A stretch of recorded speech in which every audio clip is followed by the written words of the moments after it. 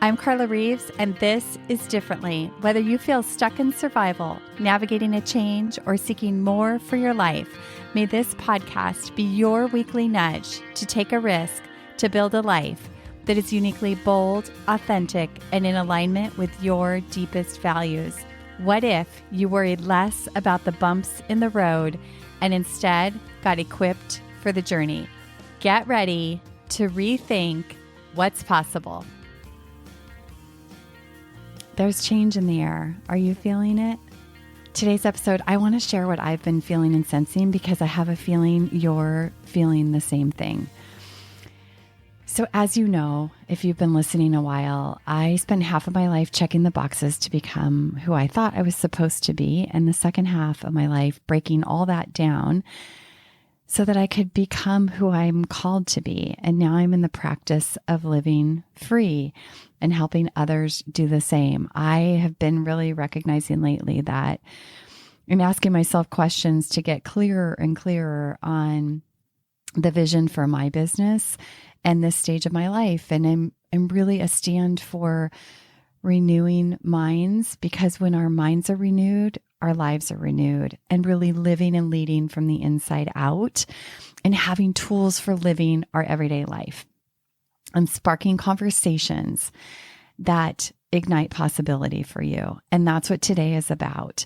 So the change that I'm feeling, I have this sense that our world is changing, that the systems in which we operate are changing, the way that we've always done things are changing. I mean, you see technology changing, our political landscape, our culture, but it feels bigger than it ever has before, in the sense that I've been feeling like the ways that I've always approached life, business, everything, some of those aren't working anymore. And I'm having to reinvent or find an alternative pathway.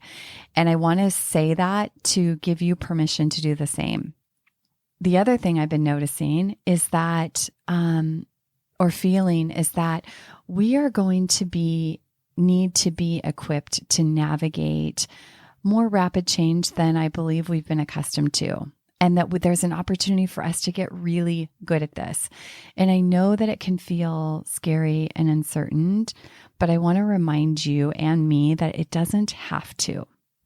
So I remember years and years ago, and I've been thinking about this a lot lately. My husband and I heard this speaker on the TV. I don't even know who he was or what it was for, but I will never forget what he said. And he said and this was a number of years ago, way before COVID.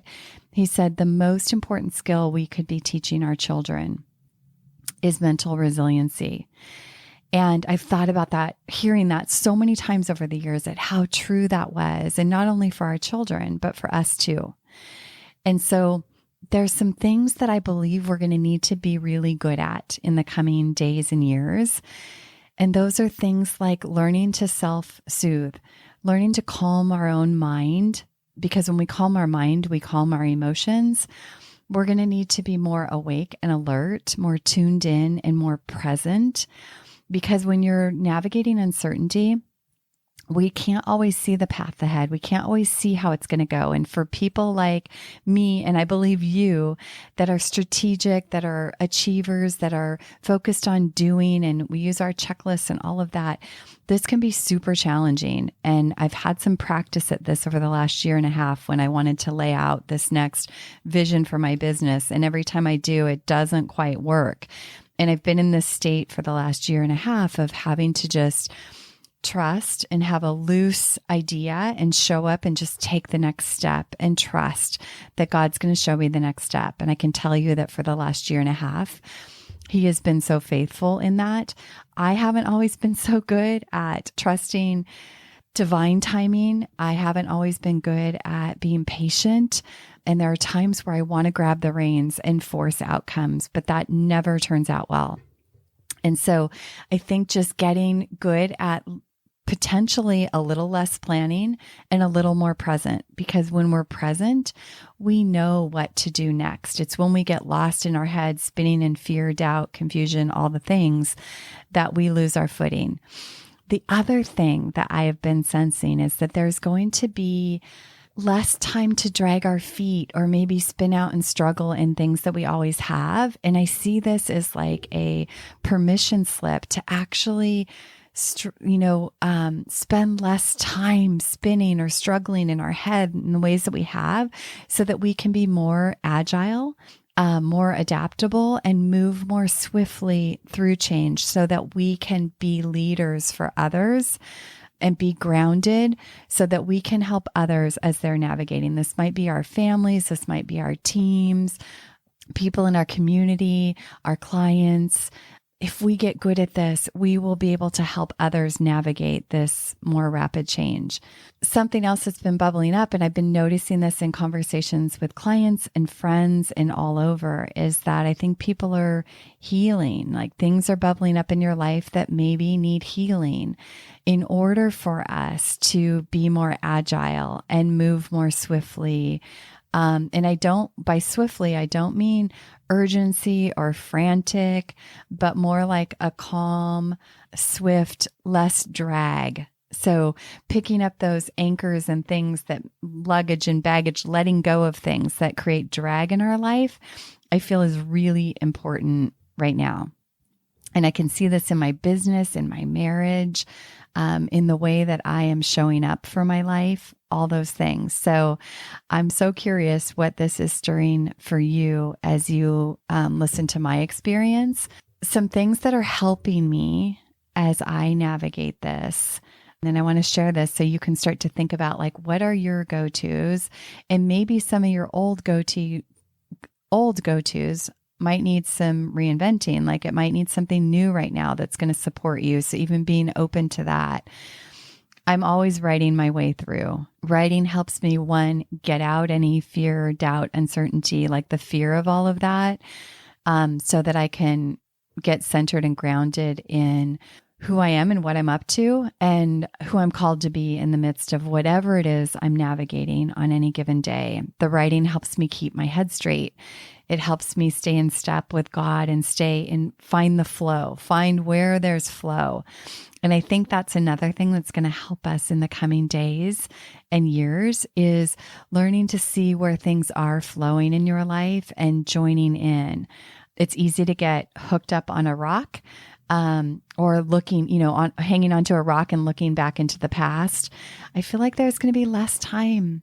It's going to be important to spend less time doing that, less time looking back or less time regretting, and more picking up, learning, and carrying on and doing our best. So let those things that might need healing bubble up. I have noticed lately that I don't know how many days it is, but I bump up against resistance, and I feel discouraged, and I feel like a heaviness. And I've noticed now that every time there is resistance like that, there's a breakthrough on the other side. So how you show up in that resistance is important. And I've been trying not to make it such a big deal, like the resistance, and just knowing, like, okay, there's something important here. And so make sure you're showing up and intentional, even inside of the period of resistance. That's really important. And remember, stay focused on the things that you can control. I see this with clients all the time, but especially in times of uncertainty or times that we feel fearful, we want to cling to and control things. Most of the time, those are things that aren't actually in our domain of responsibility. They're things outside of our domain where we have little influence or agency to make a difference. And so I want to remind you to focus on invisible things like we've been talking about, like your internal world, your thinking, your perceptions, your thoughts, your choices. These are the invisible things. These are the things that most of the time when things get hectic in life, or we get fearful, or things are uncertain, we let these habits go to the wayside.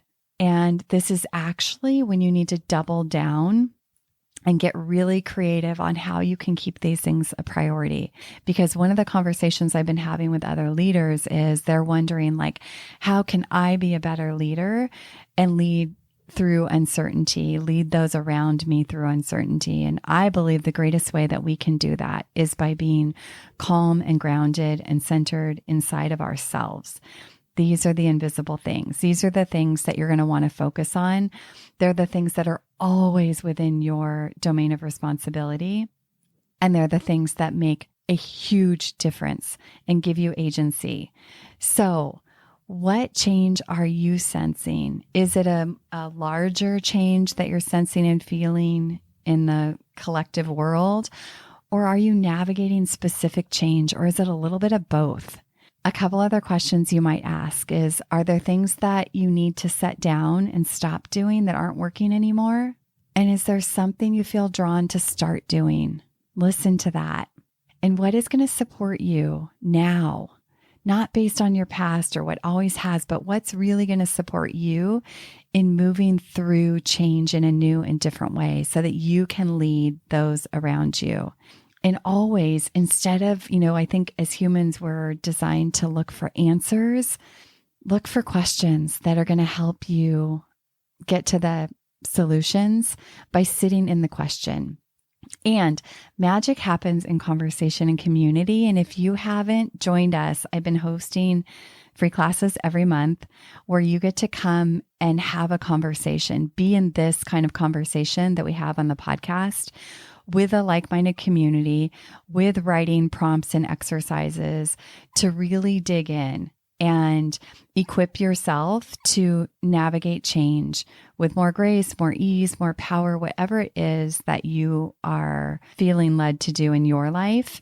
We have a class coming up on April 9th. I will put a link in the show notes. We'd love to have you. They're free. They're virtual. You can attend from anywhere. We spend about an hour in conversation, deep thought, and writing exercises. And there's a lot of rich sharing. The takeaways have been amazing. And if you've been enjoying this podcast, I think this would be a really great next step of diving a little bit deeper into your life. That's all I have for today. I want you to know that if you're feeling change and the sense of change, you are not alone. There is a way to move through this that might look very different than those around you. And I encourage you, if you're curious about that, lean into that. All those years ago, when I knew on my heart that there was a different way to live life, I had no idea how to do it. If I looked around me at the world around me and the people around me, I couldn't find a lot of examples of it, but I knew in my heart there was a different way. And that has led me to so many interesting places. So if you feel that, if you feel there's a possibility here for you inside of whatever change you're navigating, follow it.